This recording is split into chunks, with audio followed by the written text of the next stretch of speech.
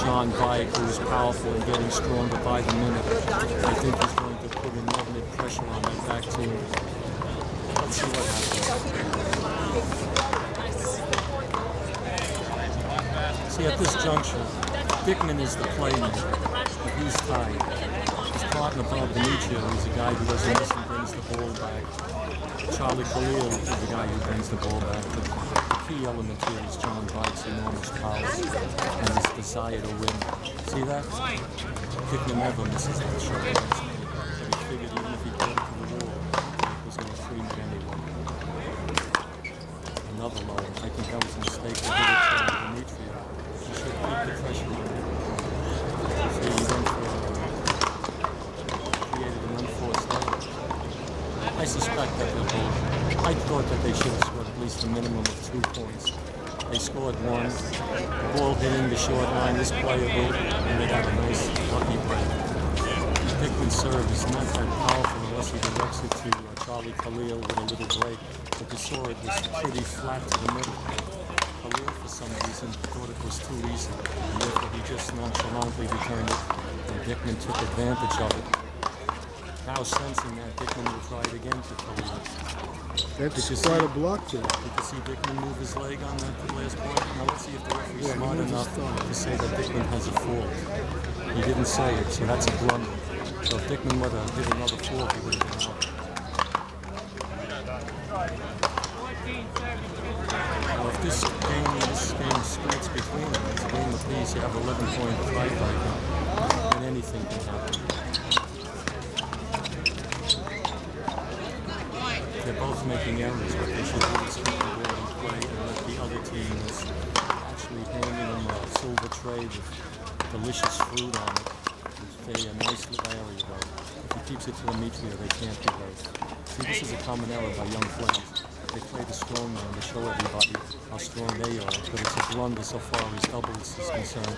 And having taken 2 strong shots against Dikman, he said I couldn't get any place with him, and then he made a very poor shot against Demetriou and missed it. See how Dikman tried to poach? And look at Dikman's feet now, the way he's going to position himself again in front. Look at him. See his footwork? He's actually positioning himself in front of him. And having said that, he scored another point against Kalil, and now the score is 17-15.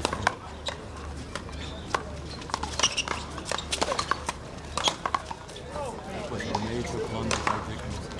They had the momentum, but I don't think it's really key here now is what Bike-Kalil. He puts the ball up the middle between Dikman and Demetriou. Then Bike should be able to do. He lowered the ball, which took Bike off the court. It's terrible. They should never have done that. The serve was chancey, he just hit the right line, and his attempted kill shot, which was overhand with a poor percentage, he was lucky enough to get away with it. See, and that caused them to blunder. He put the serve right up the middle. Dikman's fatigue caused them this. It's the unforced errors, the key to fatigue. That was an excellent serve. That's what he should be doing all the time. Pushing Dikman back, or even better, putting it right up the middle line, forcing them to converge. Dikman is just tired now. Bike is still frothing at the mouth, trying to do a number on these guys.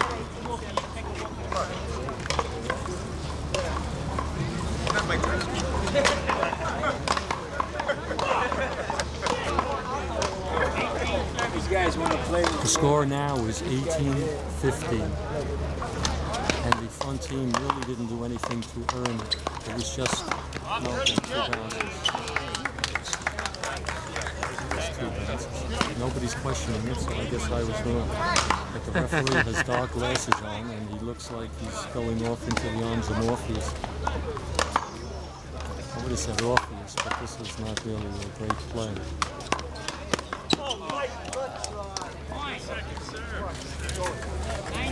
Score is 19. I think even if the back team were to get the serve, I don't think they'd be able to do enough damage.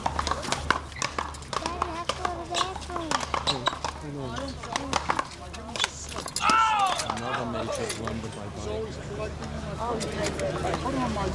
There was no reason for him to take that chance he shot.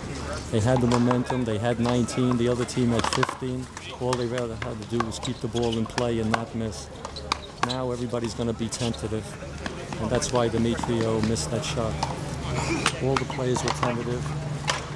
Bike had a shot to Demetriou's left, and he missed it. If I were Dikman, I would serve from the middle and put the ball behind my back, clearly blocking out Bike. See, by just putting the ball in play now, Matthew, it's ultimately going to come to John Bike. And if he doesn't take a dumb shot like that, he shouldn't have lowered it with his right hand. If you're going to lower the ball, you got to end the play. You cannot lower the ball in a game of doubles, especially, because these guys will jump right on. Now the score is 16-19. Not that we're going to hear that from the referee. Okay, Dikman serving, second man, second game.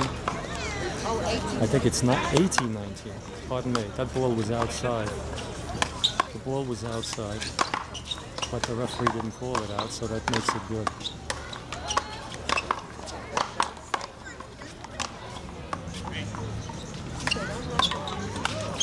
That was a major blunder by Dikman. Bike wisely hit the ball high because the sun is in his eyes. Dikman looked up, he wears glasses, and the reflection of the rays made him make an obvious miscue. Now they have two serves to end this. Oh my. Again, Bike-Kalil went for a bad pass. He should just keep it in the center. He was out on the right line, now it's second man. And now Bike has also put it out. There's no reason for that at all. I don't think it's going to be a factor, but who knows. Score 18-19. The front team has a wonderful opportunity here. And if they win it, they'll have a good chance in the tiebreaker because it's only 11 points. Again, Dikman. The sun caught Dikman's glasses, and he made a very bad miscue. Now it's second man. Can you imagine that? The back team losing two fast serves.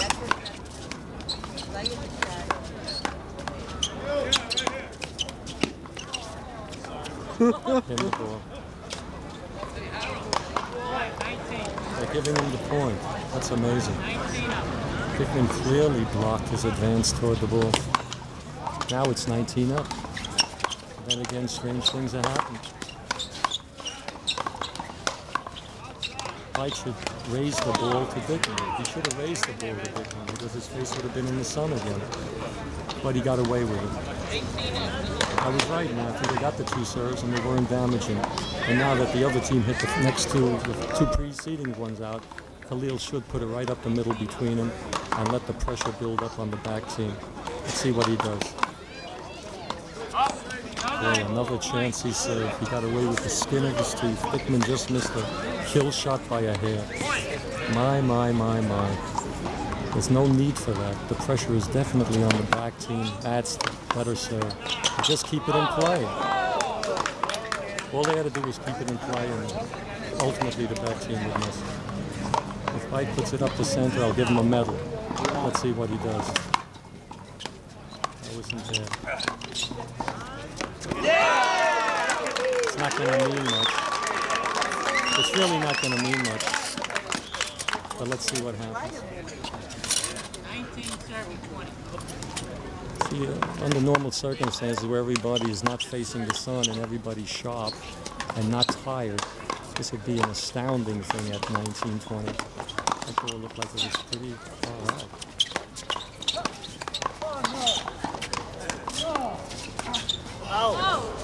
Looks like Bike is having trouble with the sun too. There was no reason to miss that easily hit ball. It was a relatively easy shot, Matthew. Playing full walls, so there was no sun. That's correct. That ball was straight to his hand. Yeah, it was strange. But I think he seemed to want to lift it also. I think the moving of Dikman, though, Matthew, might have been a factor. He's used to Dikman moving around and taking his shot. I don't like the way Bike is stabbing at the ball now. He's actually stabbing at it. He might be tired. His legs might be tired. Look at that. Hey, that's handball. And that's the game, Matthew. And now we're going to go to a tiebreaker of 11 points. And who can predict what will happen there? What do you think, Matthew? The match is over? No, game of peace. It's a game of peace. No. They lost two. Oh, they brought two straight. Wow. Matthew, I've been feeding the wrong information. What happened to Who told me that Bike had won the first game? The end of Michael's game? Matthew? I didn't. That must have been the guy behind me. I was sure that the Bike had won the first game. Unless I wanted to believe it. So now he's not going to win. Well, having said all that, Michael, do you have any notion of what the next match for Dikman and Demetriou is? We'll probably have to play God on a few angels. Well, that's you and me. I think we can handle that.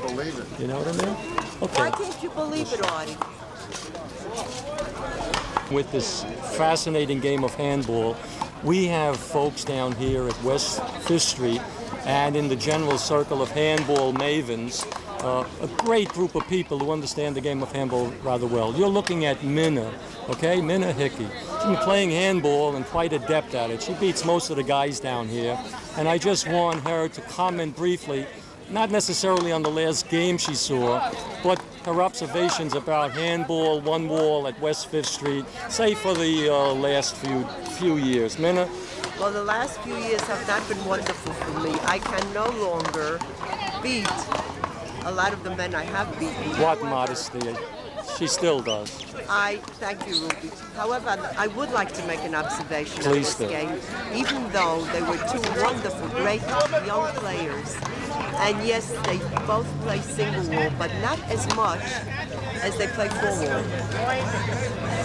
And I think their first game they lost because of the blocking situation in four wall, as opposed to single wall.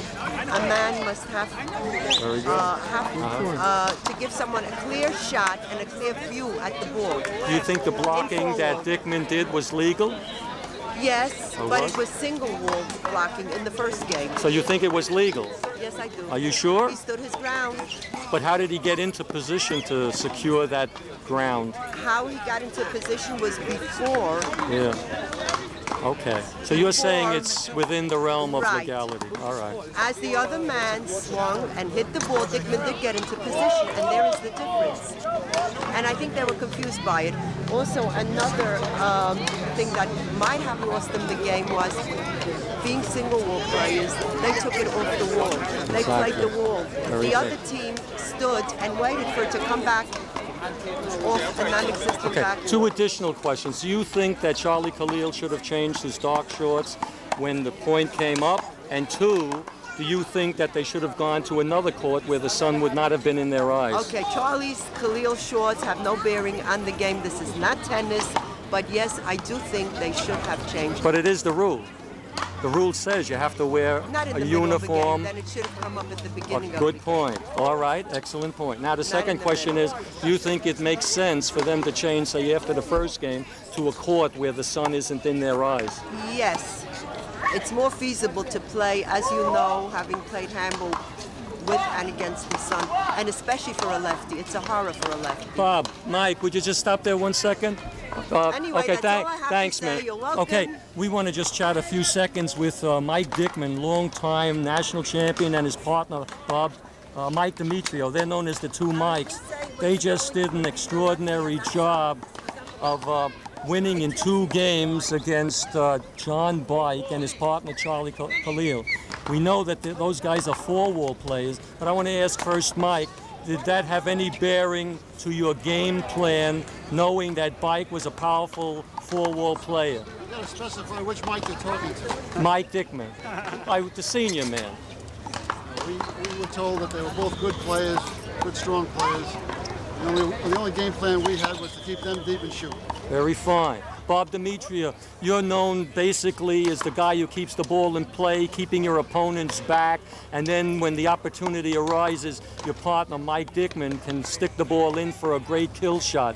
Was that your game plan, and did it change in any way during the games? Well, basically the way Mike and I play is that we try to complement each other in the way that we, when one is deep, the other one's in short, and trying to get the other guy a shot. Was it after the game started to unfold, did you sense that Bike-Kalil was the weaker man, and then you both tried to concentrate your attention at him, or did you still go for the great shot, which might still have been against John Bike because he was out of position? We regardless of the way the play was unfolding, I know John Bike from just reading about him all the time. I knew that he was a dangerous power. So I was basically just going for whichever shot would play itself out. Very good. So you played the ball, you played the positions, and you kept to your teamwork. If it left an opening, then we played the shot. When is your next match, and who will you be playing? We're playing at 3 o'clock tomorrow against Al Torres. Okay, tomorrow means Saturday at 3 o'clock, and Al Torres is playing with young Robert Sastry, who's a new phenomenon on the handball scene. Fellas, thanks so much. We look forward to tomorrow's match. A couple of things. Yeah. Had you felt that they were trying to execute a game plan against you guys? It seemed to me that they play to shoot the ball, power and kills, the same as we were playing. They were playing correct one-wall strategy as far as I was concerned. Beautiful. Well, very well put. Had anybody tried to keep the ball away from you on the kills? I mean, I noticed you were blocking out John Bike and killing to the right and killing to the left. They seem to give you a lot of low balls to kill. They played a very powerful game. It wasn't a question of us being able to govern how the play was going. If you have an opportunity, you got a kill shot, you go for it. If not, you drive it and try to manufacture it. How important was the sun in your eyes? It was horrible. Yeah. But you still stayed with it, and you went on to victory. I'm sure it was a factor for everybody, but I felt that I had to go find the ball first before I could set up, and I missed it. Nice, cool talk to you. Thank you. Okay. 0 playing 0. One. 11-point game. 11-point game. 1-0. This one, anybody can just go right away from it.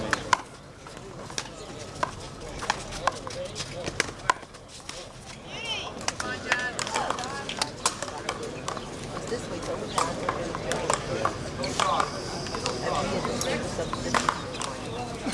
Zero, 1. Over. 1 fall. 0, 1.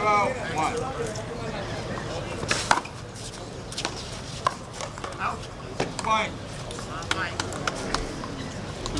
Yeah. I think it hurt when he tried.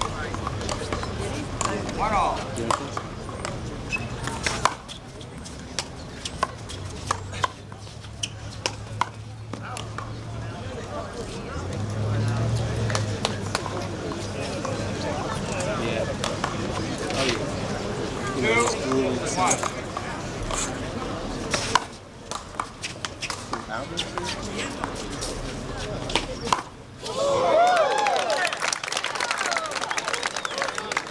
Hey, Josh, just like it had eyes. You're ready. 3, 1. Out. Mark.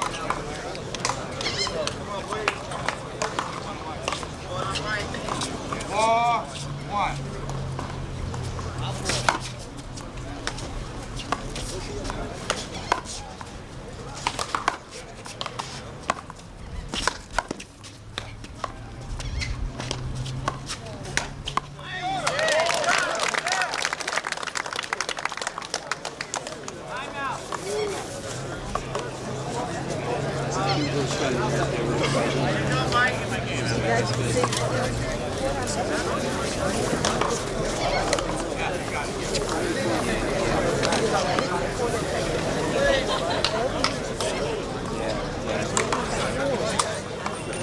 I'm going to be blocking you guys off.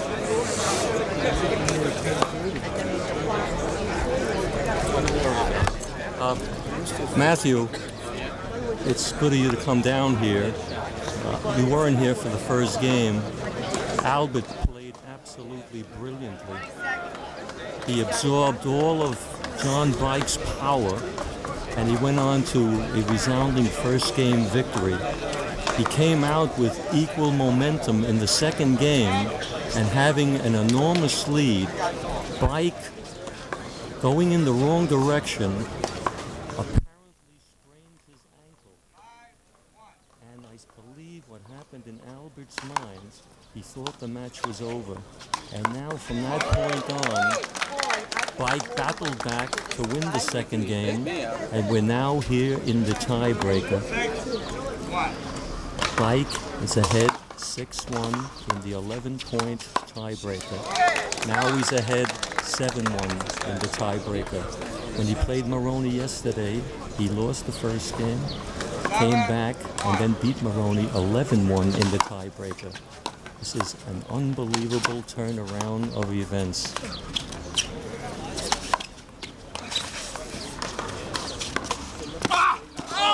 That was a marvelous volley. Albert put the ball from side to side. And John Bike, with his enormous reach, kept the ball in play.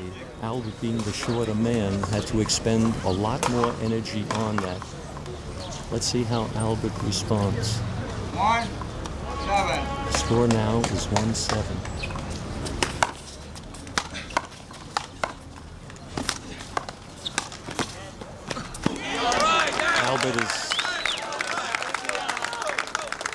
Albert is literally breaking up the cement here.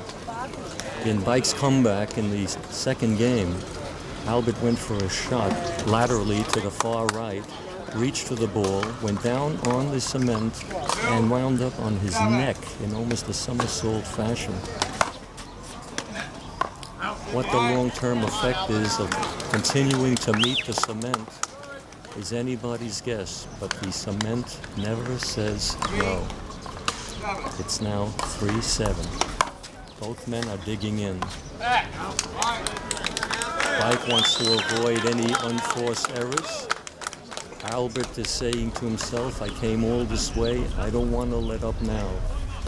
But if Bike gets that serve and starts cranking again, it's going to be very difficult for Albert.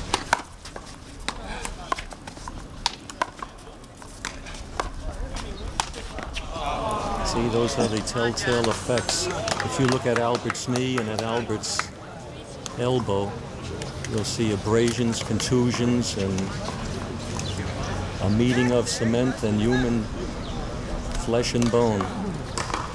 Bike has the serve now, and at this juncture yesterday, he started spraying serves all over the place to keep his opponent guessing.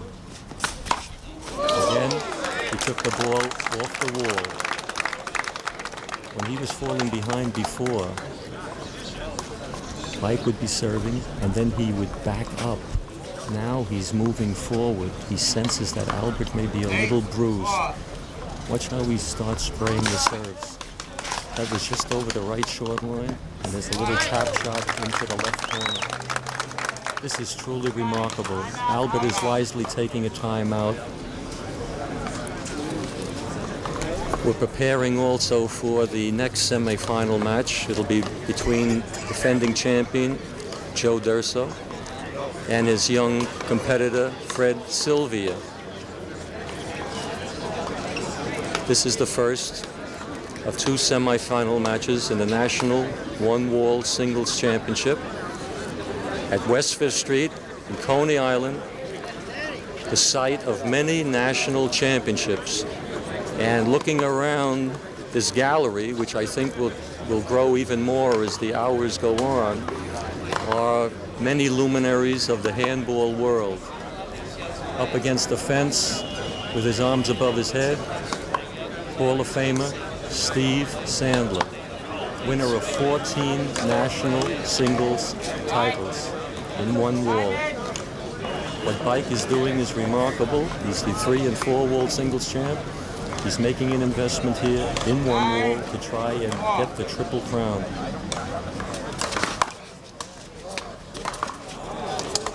A stunning natural hook by John Bike. Matthew, again, you pinpoint with great observation, but as I tried to indicate, you keep jumping into that floor, you're going to wind up and your body really can't function the way you want it to. And he's swinging with his arms, he doesn't have his body behind his shoulder. Once you get to a certain level of fatigue, your feet won't get you there. The key important point is to get your feet at the right spot. Now, just get out of the way anyway. Any way will do. The great Carl Ober is standing against the fence behind referee Danny Maroney, also a national champion. And my beautiful brother Carl is slated to be another member of the prestigious Hall of Fame. Oscar Obert, Ruby Obert, and one day the first ever 3 Obert brothers in the Handball Hall of Fame. There are only 22 members, 22 playing members in the Hall of Fame. And West 5th Street boasts a lot of those. Bike serving.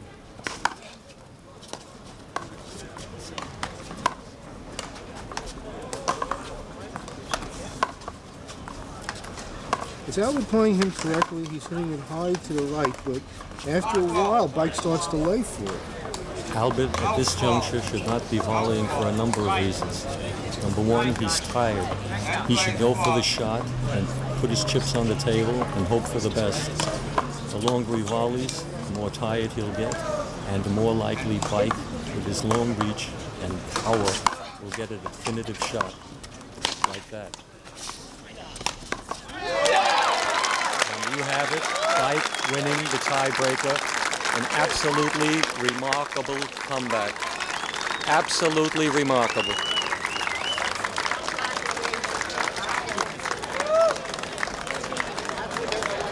That was an amazing comeback.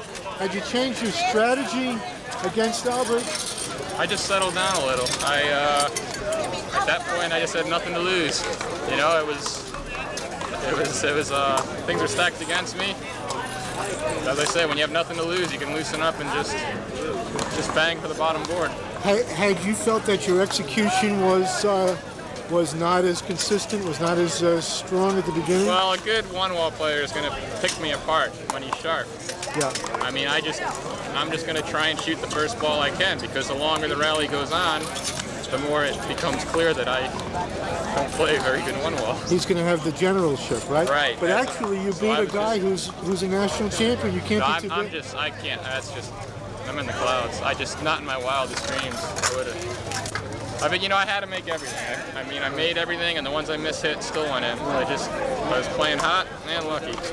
He was trying to keep the ball to your right and hard. Do you think that's a good strategy in general against you? I'm not saying. I don't know. I'm really happy with my short right game right now. Jumping in front of myself. I'm asking because it seemed to me that you made a lot of those shots. They went for you. You started to lay for the ball when it was there. Yeah. And you adapted very well to that strategy. That's why I'm asking. It's just one of those days. Everything's going in. Yeah. Hope I can have one more of them. So your basic strategy is to try to roll everything out because you're afraid of the general. As can be. Okay. Because that's my only hope. I got it. Because even the first game, I was shooting as much as I wanted to shoot, but Albert's so fast. They're good enough shots, but not good enough against him. Well, he's a tremendous getter, isn't he? Yeah. Usually when I try and go lower than that, I skip a lot. But today, hell, they stayed at the right height. They all went in. Now, how do you compare this against the frustrating experience that you had in the doubles game on Friday? I prefer singles. I mean, the doubles points out my one-wall deficiencies. I don't know how to get around guys. I just don't have an all-around strategy. Singles, I can serve the ball. I got a basic. When I'm deep, I just back it up. As soon as I can step in, I shoot. Yeah. I don't make it any more complicated than that. So you're going to stick to the singles, or you think you're going to go back to the doubles in the future years? Yeah. Oh, I have no idea. It was just lucky that I was able to come this year. I mean, I live 2,000 miles away. Yeah. I don't know how many times I'll be able to get up here. Okay. Well, we're certainly glad to have you. And, I'm enjoying it. It's a lot of fun to have you here, and we're looking forward to seeing you against Joe Durso, whom I think you're going to be. I got it. If I'm that hot, I like but you just hope. You hope you can keep making those shots. Right. Are you going to play Joe any differently than anybody else? No, as I say, if I start thinking, that's when I get in trouble. I'm just looking for the opportunity to shoot it. So you're going to shoot all day long and just hope for the best. I'm going to try. See, Albert really frustrated me because hard down the middle, when he's up front, I expect to handcuff him. Right. But the first 3 or 4, he just rolled. Right. And then all of a sudden, I have to go for sides, and I can't do that very well. Yeah. So that's my safe strategy.